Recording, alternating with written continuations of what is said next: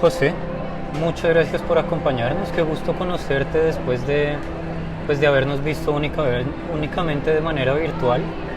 Bienvenido al stand de la librería Carlos Fuentes en la FIL Guadalajara.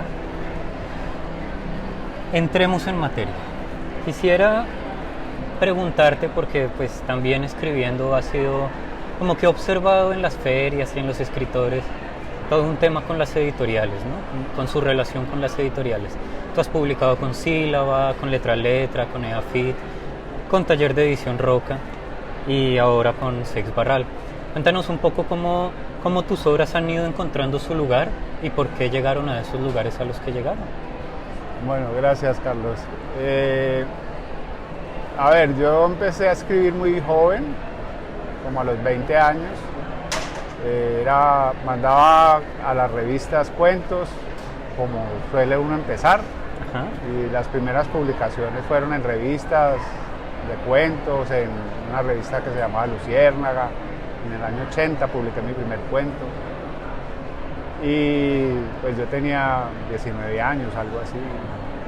Y luego cuando vi esos cuentos publicados en esas revistas, como que advertí que faltaba mucho todavía para aprender y decidí no volver a publicar. Y estuve 20 años sin publicar. Entonces, escribiendo y aprendiendo y corrigiendo. Eso sí, nunca perdí el entusiasmo por escribir y por leer y seguí escribiendo. Y empecé a escribir poesía también.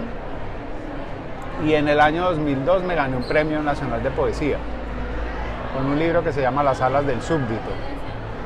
Y ese libro lo publicaron los del premio, que es un premio nacional, pero lo convocaba un municipio pequeño que se llama Río Sucio, en el departamento de Caldas.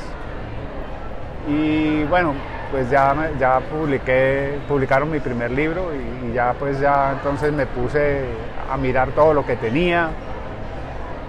Ese premio, yo no tenía ningún afán de publicar y nunca he tenido afán de publicar. Y entonces ese libro pues me hizo ponerme a trabajar en lo que yo tenía y a mirar todos esos archivos. Y yo tenía cosas escritas a mano, escritas a máquina.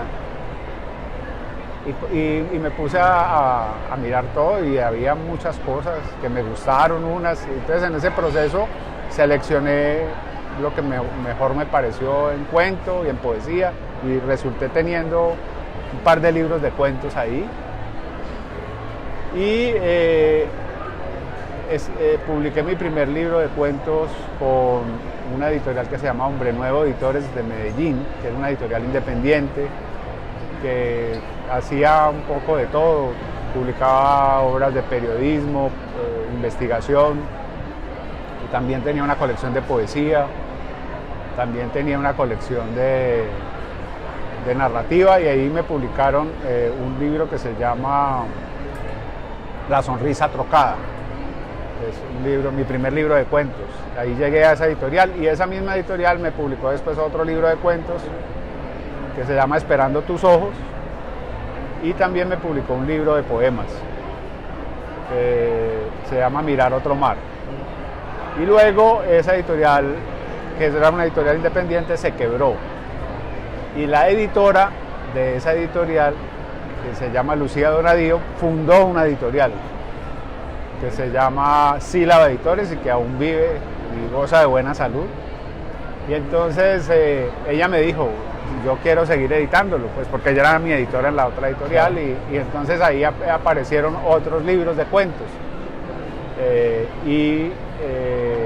Pues me publicó un libro de cuentos que se llama La espiral del alambique, otro libro de cuentos que se llama Las pequeñas causas, que es un libro como dirigido son como 10 cuentos que son 10 preguntas éticas a jóvenes. Son historias que son preguntas éticas. Y después me publicó un libro que se llama La tarde del petirrojo, de cuentos también. Y paralelamente yo me escribió una persona que había sido editora de AFIT, que si tenía un libro de cuentos y yo no tenía. Entonces le dije, yo no tengo por ahora nada para publicar. Estoy aquí trabajando en una cosa muy rara que lo hago por gusto, que son unos retratos y pues eso no creo que sea para publicar. Esos son como unos homenajes a personas anónimas que conocía, cosas como que no... Hay algunos que tienen como un carácter también como de exploratorio, de retratar un ser. Era una cosa como un ensayo literario, más que estaba buscando una cosa ahí, pero me dijo que lo quería ver y se lo mandé y ahí publicaron ese libro de retratos en EAFIT. Y bueno, luego yo tenía ya, luego me gané el Premio Nacional de Cuento Inédito del Ministerio de Cultura en el año 2009 y ese libro lo publicó Alfaguara con el título, el libro que ganó se llama Ladrón de Olvidos, pero Alfaguara me parecía que ese nombre no era comercial y le puso otro nombre que es uno de los nombres de uno de los cuentos que se llama Todos somos amigos de lo ajeno. Ajá. Y así lo publicaron. Ya, entonces esa es la primera vez que publiqué con una editorial, digamos, grande. Uh-huh. Pero pues como era un libro de cuentos, hicieron una edición y ya, y no volvieron a publicarlo. Se agotó, pero no lo quisieron reimprimir.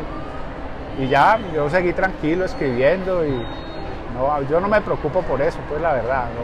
No soy, publiqué por ahí con la Universidad Nacional de Bogotá unos poemas, también con la Universidad del Valle, otros. Y después también con Taller de Edición Roca. Lucho Roca leyó el libro del premio y le gustó y me dijo que él quería hacer ese libro y otros cuentos en una antología, entonces publicó esta antología. Y bueno, y después ya también Letra a Letra, que es una editorial independiente de poesía, me propuso hacer una antología, pues según el criterio de ellos, y hicieron esa antología, que se llama La Mirada del Huésped y otros poemas. La Mirada del Huésped es el nombre de uno de mis libros, ¿sí? Y bueno, luego ya publicamos esta novela, Lo que no fue dicho, en el año 2022 y se ganó el Premio Nacional a Novela Publicada del Ministerio de Cultura y pues ese es mi último libro publicado. José, has pasado por muchos géneros literarios y quisiera preguntarte por eso, porque siento que hay temas que a los que los escritores les tenemos cierto cariño, pero que cuando van encontrando su lugar en la escritura toman decisiones de irse por uno u otro lugar. Y quisiera que nos contaras un poco qué te ha dado cada género en la escritura, qué te ha dado la poesía o qué diálogos has encontrado con tus poemas y la poesía, con tus historias y la narrativa. Bueno, Carlos, yo la verdad, yo he sido más bien lector yo no me proponía ser un escritor, la verdad. He sido un gran lector y he leído mucho toda la vida, desde niño, poesía y cuento. Eran mis dos pasiones de lector. También leía novelas, pero lo que más leía eran cuentos y poemas. Un lector, pues, eso sí, muy acucioso de cuento y poesía. Y yo empecé a escribir esos dos géneros, porque era lo que más me gustaba leer. Entonces empecé por ahí, y son dos géneros que tienen dos cosas. Ambos géneros tienen algo que es la exigencia en el lenguaje, la exigencia, digamos, formal, la exigencia en el cuento. Hay que ser sintético, hay que ser eficaz, no puede sobrar nada. Y la poesía, pues, es la vanguardia del lenguaje, la poesía es la herramienta del narrador y de la literatura, es la verdadera herramienta del escritor, es la poesía.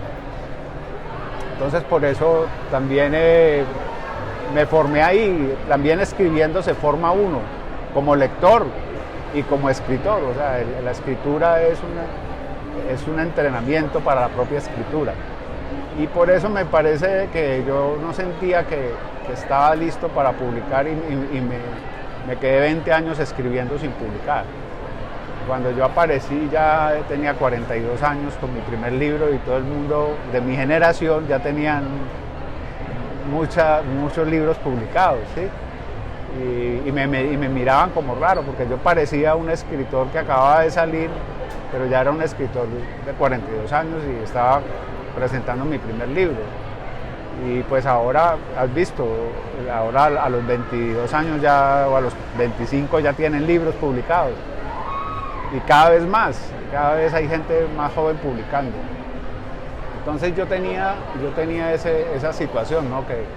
que tuve, no sé, también por un tema de mi condición laboral. Yo trabajaba en publicidad, es un trabajo muy exigente en cuanto a tiempo y muy exigente también intelectualmente y eso no me permitía tampoco como concentrarme profesionalmente en la literatura, y respetaba mucho la literatura como para ser parte de ese mundo.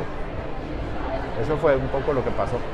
Te preguntaba también porque, por ejemplo, en Ladrón de Olvidos se nota que hay una pregunta por el mismo arte de escribir, ¿no? No solo de escribir, en general de las artes, como este cuento del que lleva el cuadro un poco a escondidas, lo guarda ahí en el taller hasta que encuentra su lugar, ¿no?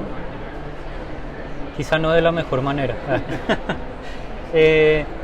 Y en lo que no fue dicho, siento que hay una pregunta sobre el recuerdo, ¿no? Sobre cómo recordamos, cómo decimos lo que recordamos. Y entonces, sabiendo que te preguntas por la misma escritura, ¿cómo el lenguaje te pone límites o cómo te da libertad para contar una historia? Si quieres también nos puedes hablar un poco de cómo fue el proceso de escritura. Centrémonos en lo que no fue dicho, que pues es por el premio que te invitaron, ¿no? Sí, bueno, este libro es un libro que escribí, que comencé a escribir casi que inmediatamente después de la muerte de mi madre. Y es un libro que es como una carta a ella, contándole quién fui yo, porque ella nunca supo quién fui yo. Nosotros nos dejamos de ver cuando yo tenía 3 años y nos reencontramos cuando ella ya estaba anciana. Entonces, anciana y enferma.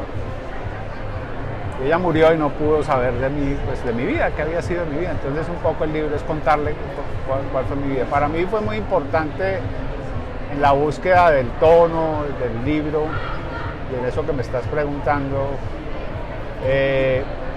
encontrar el narrador, ¿sí? Porque yo quería contar mi vida, mi infancia, después mi juventud, pero la estoy contando desde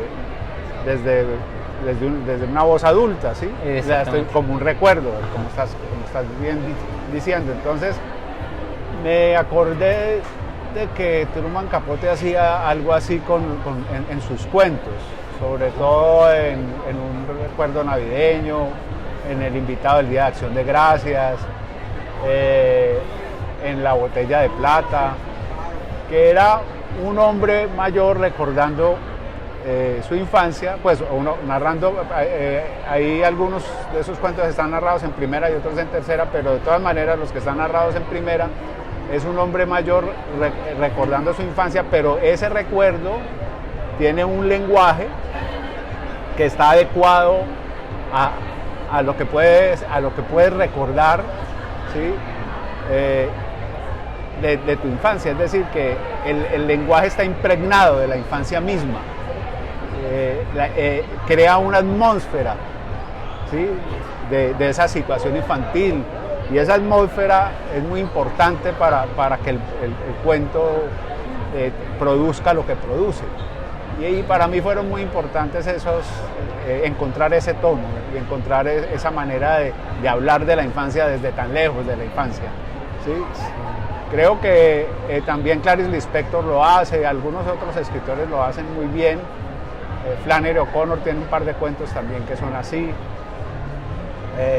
Entonces, para mí fue muy clave como encontrar ese tono. Entonces encontré que yo podía hablar de la infancia desde lejos, pero conservando en el lenguaje y en la forma, ¿sí?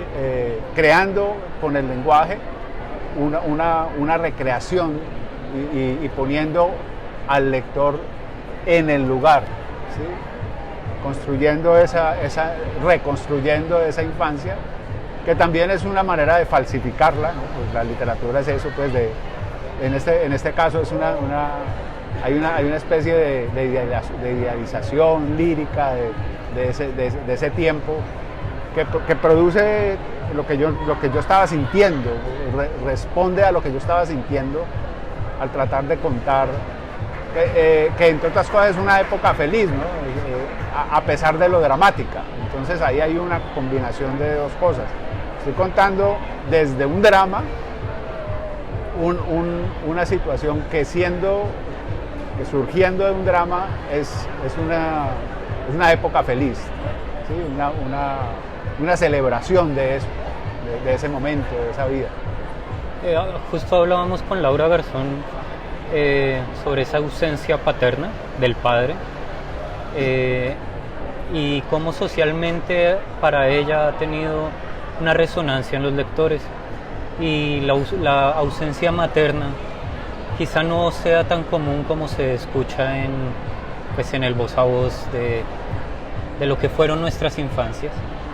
Y quisiera preguntarte por los lectores, por cómo has sentido la recepción de los lectores por este libro en sus temas, pero también cuando escribes sobre lo que fue, lo que no fue, quizá encuentras en la escritura palabras que quisieras cambiar, ¿no? Como la edición, pero estás editando un recuerdo y entonces el recuerdo se empieza a transformar, ¿no? Y empiezas a armar una cosa que es entre narración, recuerdo, ficción, lo que pasó, y tienes que encontrar un punto justo que, bueno, tú nos puedes decir mejor cuál es. Sí, pero yo creo que todos los escritores hacemos eso, es decir, a pesar de que digamos que es ficción pura, la ficción pura está construida sobre la propia vida y sobre recuerdos, puede ser recuerdos de lecturas o sea, la construcción de la ficción tiene mucho que ver también con la realidad, con la vida en todas sus manifestaciones, en todas sus formas. Entonces eso es una cosa que no ocurre solamente con lo que llaman pues la literatura del yo que le dicen ahora o la novela autobiográfica. Yo creo que en toda la literatura ocurre eso, pero sí lo que dices es un mecanismo en el que todos tenemos que trabajar, y es cómo convertir un recuerdo en una historia y cómo ese recuerdo termina teniendo una versión literaria, ¿sí? Porque los recuerdos son versiones. Ya todos sabemos que si vamos a un paseo todos lo contamos distinto, que si nos reúnen a los hermanos a hablar de un recuerdo familiar, de un diciembre, todos lo van a narrar de manera diferente. Entonces los recuerdos son versiones, y en ese sentido también ya interviene la ficción, ¿no? Porque el solo acto de recordar es una construcción literaria. Uh-huh. Y ahí la poesía es muy importante. La poesía comienza a ayudar al escritor, ¿sí? a darle la paleta de colores para hacer para hacer el texto, para producir ese recuerdo, para producir la atmósfera en que ocurre, para producir los diálogos. Es muy difícil recordar un diálogo en la infancia, o sea, eso es casi que imposible, pero hay que construirlos, entonces hay que inventárselos porque uno sabe qué pasó o tiene una versión de lo que pasó, pero no puede reproducir exactamente las palabras, afortunadamente, porque si las reprodujera exactamente no tendrían carácter literario, ¿sí? Entonces hay que construirlas, esos diálogos son diálogos, son invenciones, pero invenciones que tienen que ver con lo que sucedió y que tienen que ser muy coherentes con lo que sucedió, porque si no eso se desbarata. Entonces hay que tener mucho cuidado y trabajar mucho ahí. Y la poesía es una herramienta importante, haberse formado leyendo y escribiendo cuentos también, porque en el cuento el diálogo es corto, es eficaz, es para algo, es en el punto en que se necesita, ¿sí? Y cuando uno ya tiene como un poco esa experiencia o lo ha hecho, pues entonces tiene más recursos. Pues José, ya para despedirnos, no quiero dejar por fuera que nos cuentes brevemente la experiencia y lo que haces de talleres en las cárceles, porque ayer fuiste a una penitenciaría aquí en Guadalajara a trabajar, entonces cuéntanos un poco de ese proyecto y ya con eso nos despedimos. Bueno, sí, yo trabajo hace 15 años haciendo talleres de escritura creativa en cárceles. Empecé en Cali, luego hicimos un programa nacional que llegó a 21 cárceles, que las hacíamos anuales y simultáneamente durante 15 años, y producíamos un libro que se llama Fugas de Tinta y que tiene ya 15 tomos con los mejores trabajos que se produjeron en esas cárceles. Ese trabajo ha sido muy bien recibido en el ámbito latinoamericano, lo han conocido acá en México. En el año 2019 hubo un encuentro, un foro internacional de restitución de derechos culturales a personas privadas de la libertad. Eso fue en octubre del 2019 en San Luis de Potosí, y ahí me invitaron. Me invitaron por ese proyecto y yo les expuse el proyecto, y todos los países trajeron los proyectos que hacían de teatro, de pintura, de música, de danza en las cárceles de hombres y de mujeres de toda América Latina. Fue muy interesante y bueno, ya se dieron cuenta y me invitaron ayer a la cárcel, al reclusorio, le dicen aquí, de Jalisco, y estuve contándoles cómo era, y la idea es que lo vamos a hacer ahí. Ellos quieren hacer el taller es una cárcel de hombres en la que estuve, y ellos quieren hacer un primer taller y también hacer un libro. Entonces van a hacer un convenio entre la Universidad de Guadalajara, el reclusorio, y de pronto yo vengo el año entrante a darles como a contarles y hacer un taller con quienes van a hacer el taller todo el año, ¿no? Que yo pedí, como en Colombia, que sean escritores. El carácter de esos talleres es que siempre los imparten escritores. En Colombia es así. O sea, ya todos los directores de talleres son escritores o escritoras. Y eso le da un carácter muy especial al trabajo y a lo que se produce en esas historias. Hay historias sumamente buenas y potentísimas, como es la palabra de moda. Ahí sí que son potentes esas historias. Y si hay alguien que tiene cosas para contar, esos son las personas que están privadas de la libertad. Entonces ese es un trabajo que yo hago con muchísima curiosidad, porque yo llegué ahí por curiosidad y después con vocación. Yo quiero mucho ese proyecto y lo he defendido muchísimo, porque todos los años se acababa y todos los años lo resucitaba. Y bueno, ahí vamos.